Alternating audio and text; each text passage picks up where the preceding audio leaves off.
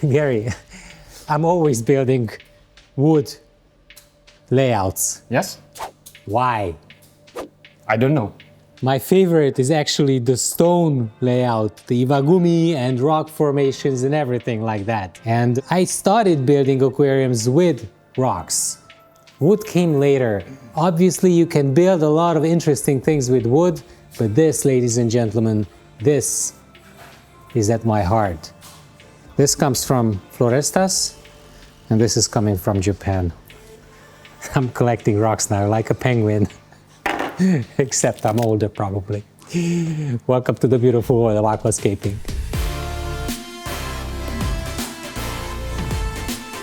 What kind of rocks did we select and why? You selected some dark Seiryu stones. And what do we do with it? I don't know what. Well, I'm telling you what we don't do with it. We don't glue. Yeah. I mean, a promise is a promise, but we might glue, but the whole thing is not based on gluing rocks together. The whole thing is that this should like stand together. Let's start with the regular way. Let's put in the ADA power sand first. Gary is pouring in the Power Sand Advanced L as a base layer fertilizing substrate. Not all plants will benefit from this, but the plants that have bigger roots like Cryptocoryne species, even stem plants, etc., are going to be able to uptake a lot of nutrients if the roots get down to the bottom of the aquarium. How much of this base layer fertilizing substrate you should use?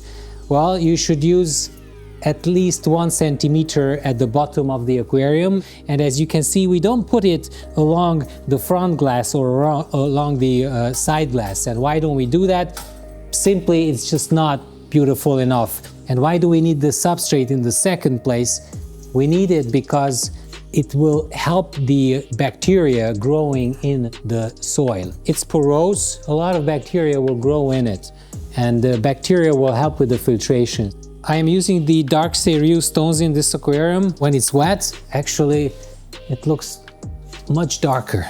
It will look almost blackish. If I have the base layer fertilizing substrate in the front and I start pouring sand on top, these guys will inevitably come to the surface, and you don't want that to be in contact with the water. You can see that there are a lot of scratches at the bottom, and this is because we are using a lot of rocks, and many people have asked us whether this is safe for the glass. We never ever in 20 years had I shouldn't say that because it's gonna happen today, but anyway, we never ever in 20 years had any rocks cracking the bottom of the aquarium. But we have a pad underneath this, so the pressure is dissipated evenly. Let's pour in the soil on top and on the sides, but leave the first like 10 centimeters empty. ADA also calls this a system because it's not only composed of one layer at the bottom, it's composed of the general clay-based soil, general plant soil that sits on top of it. And we are using the ADA Aqua Soil Amazonia version 2. It prevents the nutrients from the substrate to leach, to be washed into the water column. So you need at least 4 centimeters of this on top. These two guys are beautiful, so I can already see that this could be the highlight of the aquarium. Like that. Okay, one is there. Let's put another one on this side. What's the concept behind this whole layout? I have no idea. The concept is to start the line somehow, and I want to see what's happening with that. What we could do is we swirl everything to that direction. That's gonna be interesting. So if we start from here and do a line like this in the whole layout. Yeah, okay. Now that works. This could actually be in the golden ratio. Somewhere here. Exactly, exactly. Just put it there.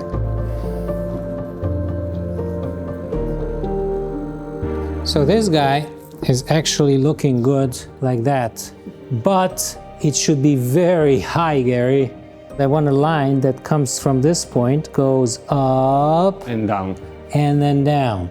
We should put something underneath. We need like 7, 8 centimeters. Basically what I'm doing right now is a wild style aquascape, and if you've seen Josh Sims' masterclass about the contest tank layout composition rules, it structurally presents how you should think about composition. And one of the points that Josh is making in that video is that you should think about what kind of style you want to achieve. The Zen style layout is something that suggests calmness. The wild style, however, is something that actually communicates tension, communicates strong impact. You can already see that this is like strong impact. The more things you have in the layout, the more shadows and obscure things you use, the more you can accentuate the wild style layout. Yeah, exactly. This is the front here. Okay. It's too low. It should come up 5 more centimeters. So now let's put this on. I want to raise the main rocks a little bit, and I want like to make a bed in which they could sit in. I would be happy to put it even higher actually. Oh yes, now we found it. The only issue is that it's not high enough. This line of this rock is perfectly in the middle and pointing towards the back of the aquarium. So this whole thing is symmetrical right now. Tommy is gonna come up with some good ideas soon. I want to connect these two guys because I've got the gap in the middle and it's exactly centered. We have 1 and we have 2, and we have in the center we have this nothingness. Be careful. Don't touch it. But like, yeah, or maybe it needs height. I don't know. Tommy, perfect. You put the dot on the eye. Height difference is not enough for me. I know, that's what I told them. The guys didn't like it.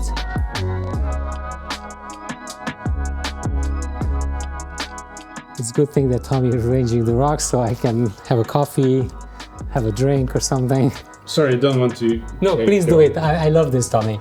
You lose the best part of this rock. This is continuation in there, that's fine. We could turn this whole thing a little bit more. Yeah, but you lost the tilt. Now it's standing straight again. I don't mind. Do you mind? I do, but it's not my thing. You're gonna take the rocks out and pour some soil and then put them exactly the same position. No, we need to raise it a lot more, Gary. Not more. Let's take this whole thing out. This would be nice. Don't move it. Should we use the fast fusion compound? Will it hold? It stands on its own. I said no gluing today, but I want to actually fix that. I'm gonna tell you why is this scape actually wild. Because we have these big shadows underneath that rock over there and underneath this rock on the left. We have these very strong textures in the rock, those lines like it's cut with like an axe. And this whole structure has a lot of tension in it. It's too high. No, it's not. Come on, shut up, Tommy. He says it's too high. It's exactly on the top, actually. Just kidding. You can see that this rock is standing up in this angle, and this one is a little bit too narrow, too down. So I want to ideally raise it a little bit. We did it. So now that part is okay. Now that we're talking about that, this could... It's glued. This one? Yeah. Not anymore. We have to fit it up until this point, okay? So we're continuing with introducing the pebbles, which Gary was kind enough to rinse. This is the Daniel and Natural Gravel Congo.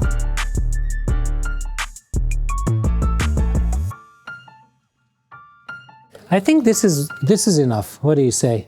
Yes. So the main idea is to have the Monte Carlo. So that's gonna go everywhere. Okay. On the main like meadows. Bucephalandra mini needle leaf, which can actually be planted. Many people do not know that Bucephalandra, only that, as an epiphyte plant, can survive with the roots planted into the soil. And then we have the mini coin. We will glue it here and there with the gel type super glue. Then we have 3 pots of Cryptoparva.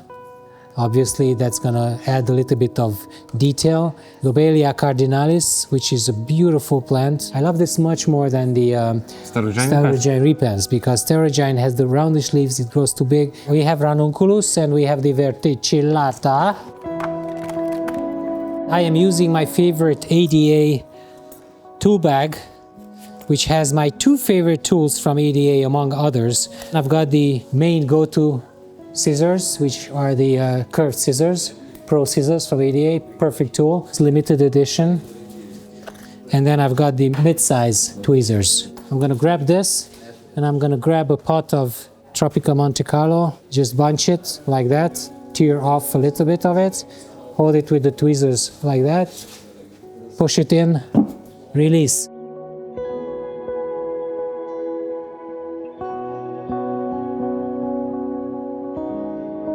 Actually, Tommy has a very good video explaining all the ADA tools. What are they used for? What is the variety? Which one he prefers? Which one we prefer? Ladies and gentlemen, this was 1 pot of Monte Carlo already in, and it covered about a palm size area. I am planting densely from day 1 because I don't want to risk the biological balance of the aquarium. You can probably get by with planting a lot less. I like Monte Carlo over Cuba because I think that the root structure is a lot stronger with Monte Carlo, and if you don't trim it regularly, but you need to trim it, but if you don't trim it regularly, it would not come up that fast. I can also plant in the pebbles because these guys are not epiphytes, but we found that they are going to survive without soil.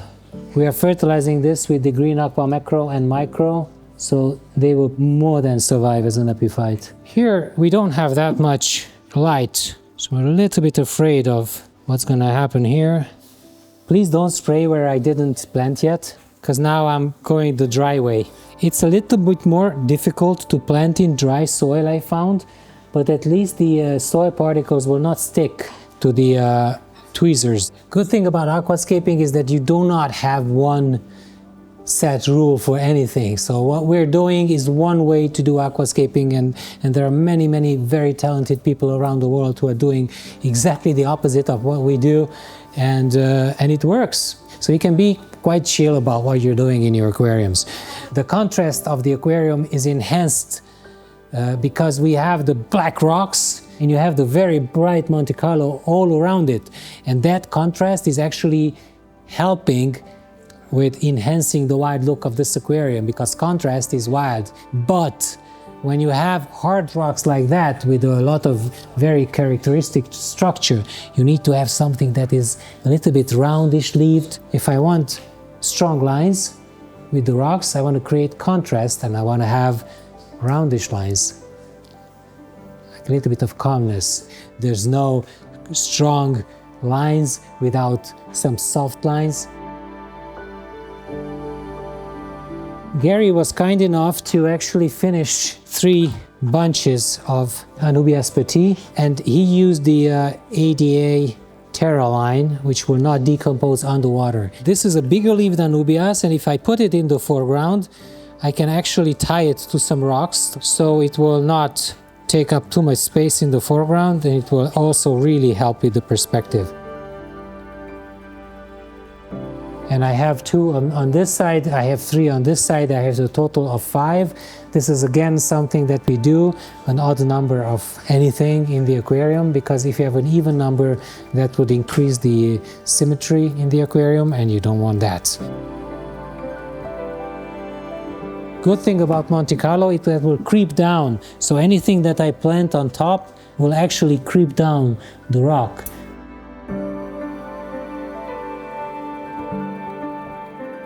Okay, so we are running out of Monte Carlo, and I'm just going to start to plant a lot less densely. There's not going to be much difference probably between these 2 parts.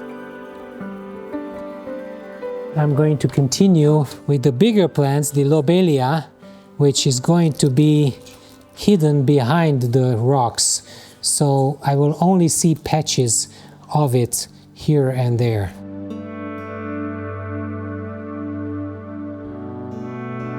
Gary, my issue is that we need to put little patches of something in the foreground. The idea is not to have the pebble visible at all. So I can actually just put it there, and it's like it's growing out of nothing. Okay, so next one, ranunculus, which doesn't look like anything right now. Today I have the weirdest planting plan. I'm planting ranunculus where I would probably put a big anubias.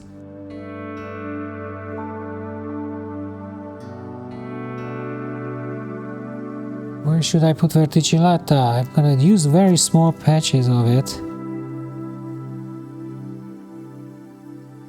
The base is ready. We've got the very light Monte Carlo everywhere, and then we've got the details with round leaf plants around it everywhere. We've got the bigger anubias in the front, some smaller ones. Now we have to work with the anubias mini coin in the back.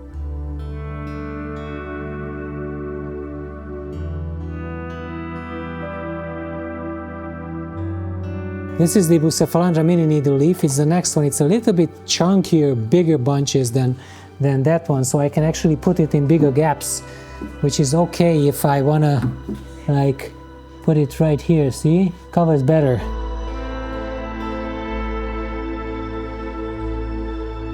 Okay, the last step is the Cryptoparva, which has straight leaves, and I can use it below this rock on the left side in one line.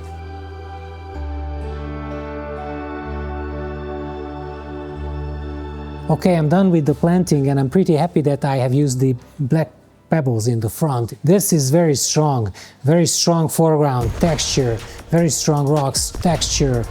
These plants contrast, also texture. That's a lot of impact coming to you guys from this whole layout. I would encourage everybody to rescape your aquariums every 6 to 12 months if you can, because the more you do, the better you will be. And I can promise you, you can do this after a couple of layouts that you built. So just practice, practice, practice. And with that, we're done here. I'm gonna come back in 4 weeks, 4 seconds for you.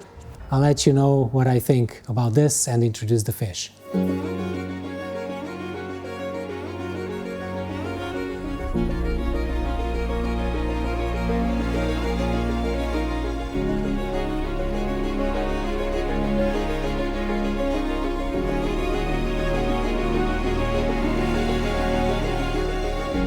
I don't know what's happening nowadays, but I kind of like what I do.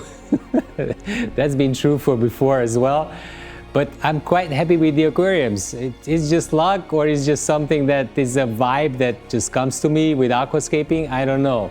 I like this because it turned out how I planned to be. It has the wild style and it gets the impact that I intended it to have. And I like the fish selection. The Nanostromus red that I selected for this one are great little fish. They add contrast to the bluish, grayish tint, the cold tint of the rocks. We introduced them in 2 phases. We first introduced a smaller bunch, and then later on we introduced the second bunch. So 1 month after the setup, you have the full group of them. And why did we do this 2-phase introduction for the fish? We thought that we'd try this gradual cycling method so that we don't actually put a lot of strain on the biology of the aquarium by introducing all the fish at once. I think that it worked, because when I'm looking at it, I don't see any algae. We didn't have any issues with the plants at all. I can see some browning, some greenish tint on the rocks, but that's nothing for a 1-month-old aquarium.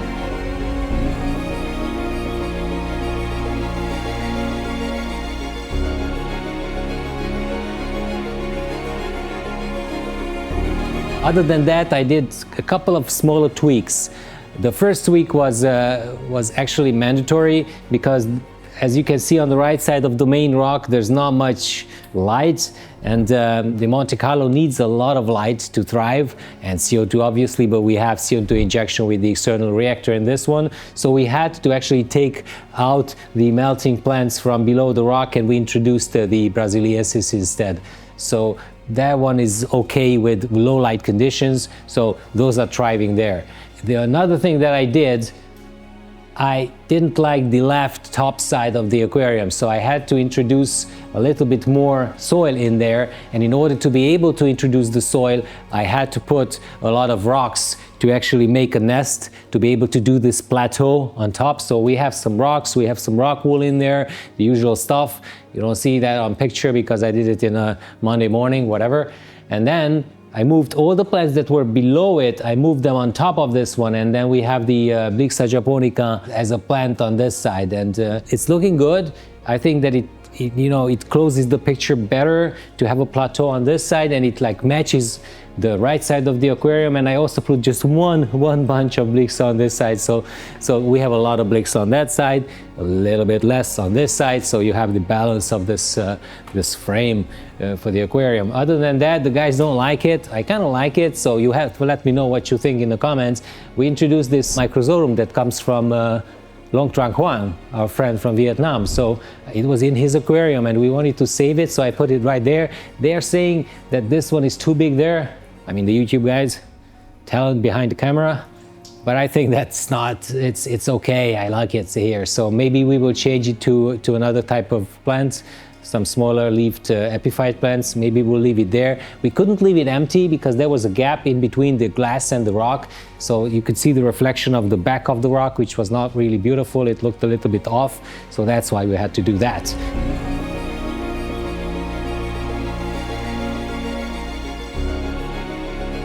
A lot of you guys are supporting us through the membership, so thank you so much. The Green Aqua channel would not be able to go on without you. We have 3 tiers of membership. We have the silver, we have the gold, and we have the diamond membership. And this whole membership system will change a little bit. Our early access perk is changing a little. Our weekly Thursday videos will still be available from Monday for members, but this early access will be for gold and diamond members only. The silver tier will stay like a buy us a coffee every month kind of simple option, with the member badge next to your name. So if you still want to support the channel, the silver option is still there, and I do personally appreciate it a lot along with our team members.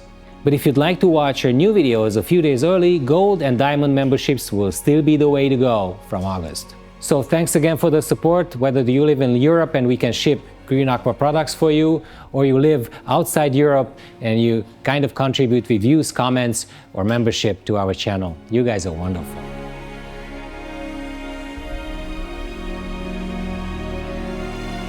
Other than that, I like the foreground selection, that now it matches the color of the rocks perfectly. I like the verticillata and the ranunculus inundatus pair. That adds a little bit of patch to the whole layout. Everybody loves the shape of this huge rock, so it really has the impact that I wanted to have. So I'm happy. Are you happy? Let me know in the comments. We'll see you next time. Bye-bye.